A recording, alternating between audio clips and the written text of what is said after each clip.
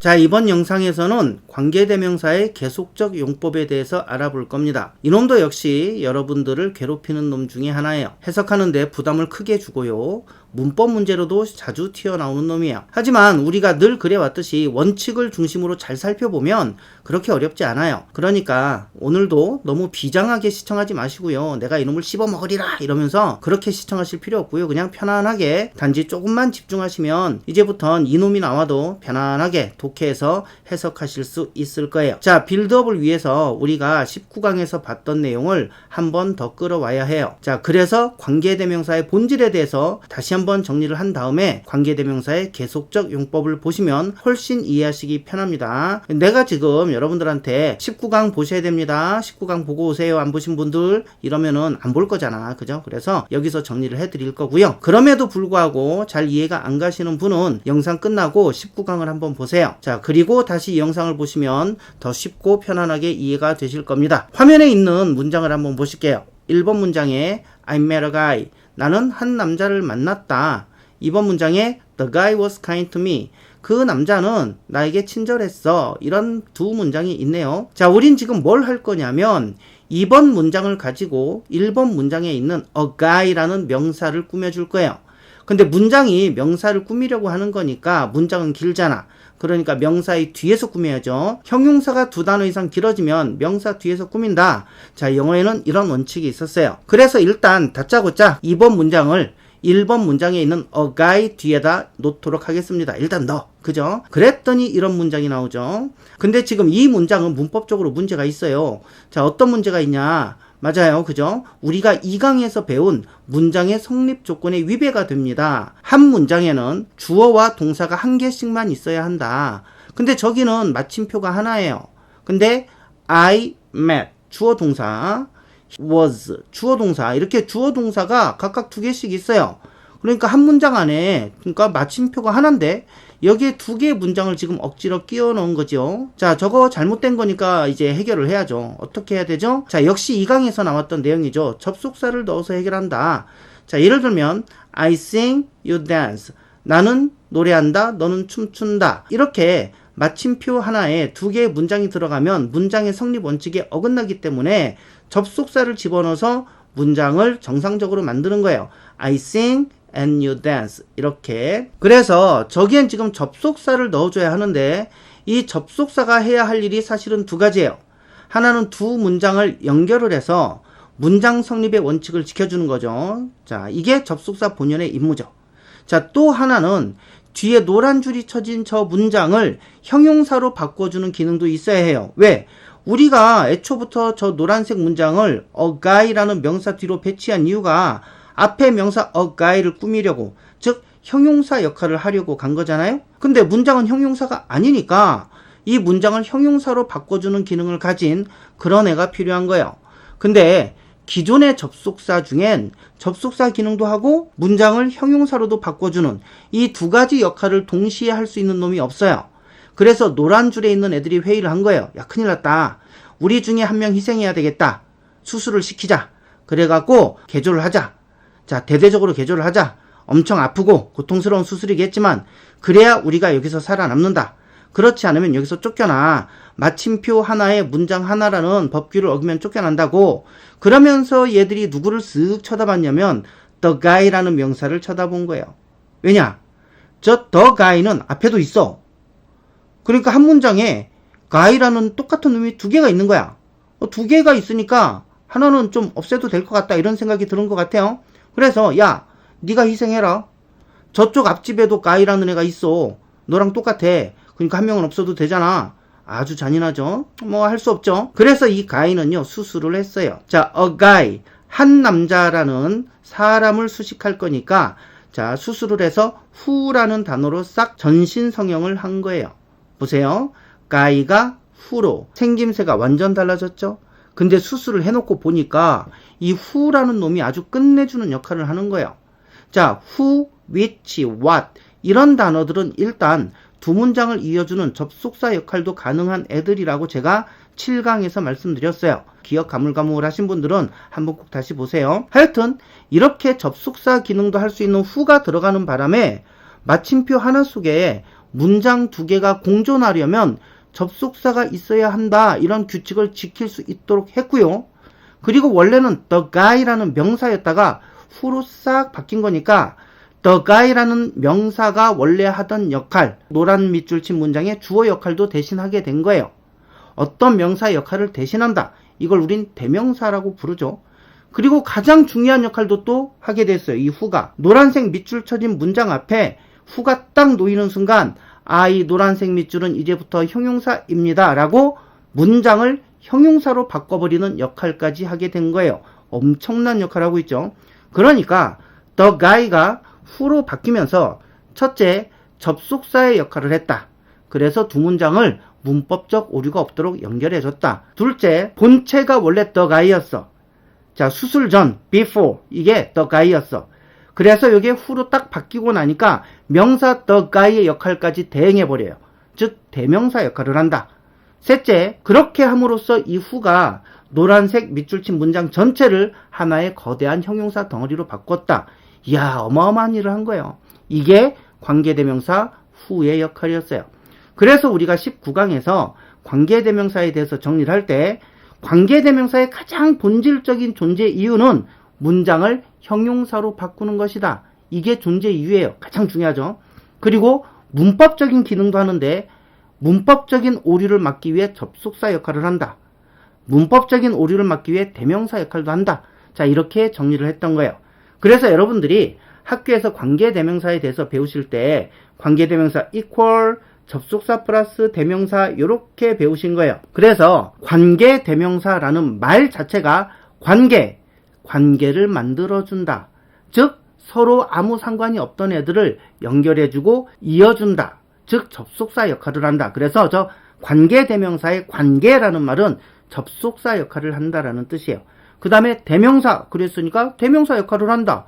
대명사는 명사니까 그죠? 주어, 목적어, 보호 역할을 한다. 이렇게 말씀하시면 되겠죠. 결국 관계대명사라는 용어만 봐도 얘가 관계, 즉 접속사의 역할과 대명사의 역할을 한다는 것을 이 용어 자체에서도 알 수 있어요. 그럼 제가 거꾸로 질문을 해볼게요. 관계대명사를 두 단어로 분해하면 뭐와 뭐가 나올까요? 어렵게 생각하실 거 없죠? 자, 관계대명사는 접속사와 대명사 역할을 한다고 했죠. 그래서 관계대명사를 분해하면 접속사 하나, 대명사 하나가 튀어나오는 거예요. 당연하죠. 이 두 가지 역할을 한다 그랬으니까. 자, 그럼 거꾸로 접속사와 대명사를 이 두 단어를 한 단어로 퉁치고 싶다. 접속사와 대명사 두 단어 쓰기 싫다. 그냥 한 단어로 쓰란다. 접속사와 대명사의 기능을 동시에 할 수 있는 건 누굴까? 그죠? 관계대명사예요. 우리가 무심코 지나쳤던 저 equal 관계. 관계대명사 equal 접속사 플러스 대명사다. 저 말의 의미를 정확히 알아야 돼요. 저 공식을 해석해 보면 관계대명사를 분해하면 접속사와 대명사가 나온다. 거꾸로 접속사와 대명사 이 두 단어의 역할을 한 단어 관계대명사가 한다. 이런 뜻이죠. 자, 그리고 이렇게 접속사의 기능도 하고 대명사의 기능도 동시에 할 수 있는 건 오직 관계대명사밖에 없어요. 자, 그러니까 저 공식을 보고 이런 생각도 떠오르셔야 해요.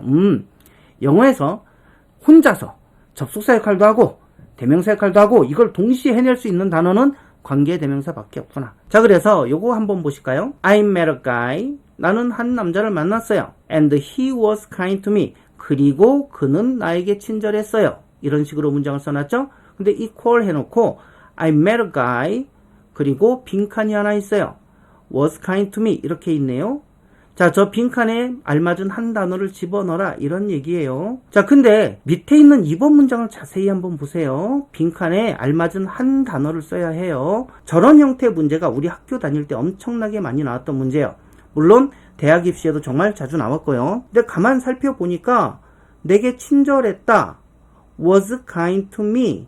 이 부분은 위아래 문장이 똑같아. 근데 뭐가 없어졌냐면 and와 he 이 두 단어가 사라졌어요. 그리고 대신 빈칸이 하나 나왔어요. 두 단어가 사라지고 대신 빈칸 하나라고? 그러니까 두 단어 and라는 접속사와 he라는 대명사가 사라졌어. 대신에 한 단어를 쓰래. 그럼 이 두 단어의 역할을 동시에 할 수 있는 접속사와 대명사의 역할을 동시에 할 수 있는 애가 누구냐? 이걸 물어보는 거예요. 그죠? 접속사와 대명사 역할을 할 수 있는 한 단어, 그게 뭐였죠? 그런 역할을 할 수 있는 건 영어에 딱 하나밖에 없다 그랬어요. 그죠? 그게 관계대명사예요. 근데 사람 he를 대신해야 하니까 사람을 나타내는 관계대명사 who를 쓰시면 됩니다. 그러니까 저 문장의 관계대명사 who도 두 단어를 한 단어로 줄여서 말하고 있는 거예요. 왜? 편하려고. 접속사 말하고 대명사 말하고 이렇게 두 단어로 말을 하던 걸 그냥 합쳐갖고 who 한 단어로 퉁친 거예요. 왜? 아니 편하려고. 두 마디 할 거 한 마디 하면 되니까. 근데 지들은 편할지 몰라도 우린 별로 안 편했다고. 저것 때문에 평생 고생했다고. 하지만 이제 편해질 거예요. 잘 보세요. 저 who를 해석해 볼 거예요. 앞에 있는 명사를 꾸며주려고 봤더니 어라? 관계대명사 앞에 쉼표가 있어요. 저 쉼표라는 건 앞문장과의 관계가 끊겼다는 얘기예요. 저 쉼표가 저렇게 작아 보여도 저 문장 안에서는 적어도 한강 정도의 큰 강이 가로막고 있는 거예요. 그러니까 앞에 명사를 직접 수식할 수가 없어요. 막혀 있거든. 어마어마한 큰 강이 막고 있는 거예요. 그럼 어떡하지? 뭔가 특별한 방법이 있을까요? 그런 거 없어요. 그냥 원칙대로 가는 거예요. 저 쉼표 때문에 직접 꾸미지를 못해. 그럼 어떡해? 우린 지금 관계대명사 who를 해결을 해야 되잖아요. 근데 관계대명사는 원래 접속사와 대명사 역할을 한다 그랬잖아요. 그럼 그렇게 해석하는 거예요. 그러니까 관계대명사가 뭐냐라는 원리에서 다시 빼오는 거예요. 자, 뭔가 어딘가 저 멀리에 저걸 해결할 특별한 비법 같은 건 없어요.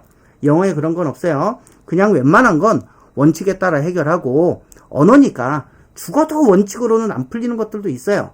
그런 건 또 쉽게 이해하려고 어떤 비유 같은 걸 써서 이해하면 되겠죠. 아무튼 우린 저 관계대명사를 지금 해결해야 합니다. 앞에 쉼표, 큰 강이 있다. 진짜 큰 강 맞아요. 현미경으로 보면 진짜 크게 보여요. 물고기도 살아요. 또 지금 진짜 뭐 이러시면 안 돼요. 자, 관계대명사를 해석해야 되는데 앞에 쉼표가 있다. 못 꾸민다. 그럼 원칙으로 돌아가라. 본질로 돌아가라. 관계대명사 who. 너는 원래 접속사와 대명사 역할을 하는 거지? 그러니까 접속사부터 끄집어내자. 어떤 접속사? 근데. 그죠? 그럼 대명사는 누구야? 앞에 있는 남자지 뭐. 그리고 who는 사람이잖아요. 그럼 그 사람 이렇게 해석하시면 돼요. 그럼 결국 관계대명사 who는 근데 그 사람 이렇게 해석하시면 돼요. 자, 그럼 해석해 볼까요? I met a guy. 내가 한 남자를 만났어. who. 근데 그 사람 was kind to me. 나한테 친절했다. 이렇게 해석하시면 돼요. 어렵지 않죠? 그죠? 자, 그럼 관계대명사의 계속적 용법에 대한 해석 방법이 나왔어요. 자, 볼게요. 문장을 읽다가 관계대명사 who가 딱 나왔어. 근데 앞에 쉼표가 있어. 이러면 직접 수식을 못해. 앞에 있는 명사를. 그럼 어떻게? 관계대명사 본질로 돌아가. 접속사와 대명사. 그죠? 자, 접속사 뭐 쓰면 돼? 근데 이렇게 쓰시면 돼. 근데. 자, 대명사는 뭐야? who. 사람이니까. 그죠? 그 사람 이렇게 쓰시면 돼요. 하나 더 해볼까요? I saw a man. 나는 한 남자를 봤다. 쉼표 who was stealing a bicycle. 자, 관계대명사 who 보이시죠? 그리고 그 앞에 쉼표 보이시죠? 계속적 용법이구나. 쉼표 때문에 a man을 직접 꾸밀 수가 없구나. 자, 그럼 어떻게 하지? 접속사. 근데 who는 사람이니까 그 사람 이렇게 하시면 돼요. 그죠? 자, 그럼 I saw a man. 나는 한 남자를 봤다. who. 근데 그 사람 was stealing. 훔치고 있었어. a bicycle. 자전거. 이렇게 해석하시는 거예요. 어렵지 않으시죠? 자, who니까 사람이니까 근데 그 사람 이렇게 하시면 된다니까요. 하나 더 볼까요? I was reading a book. 나는 책을 읽고 있었어. 자, 쉼표 which was not fun. 자, 이거를 한번 해석해 보실 겁니다. 쉼표 다음에 which네. 이거 아깝다. 직접 못 꾸며. 그럼 어떻게 한다고? 관계대명사가 원래 뭐와 뭐가 합쳐진 거야? 접속사 플러스 대명사잖아요. 그럼 접속사 뭐 쓰시라고? 근데. 그죠? 근데 which는 사람이 아니네? 그럼 어떻게 할까? 그거 이렇게 해석하시면 돼요. who일 때는 사람이니까 그 사람. 자, which 하면 사람은 아니니까 그거 이렇게 해석하시면 돼요. 자, 그럼 which를 이렇게 해석하시면 되네요. 근데 그거 was not fun. 재미없었어. I was reading a book. 나는 책을 한 권 읽고 있었다. which.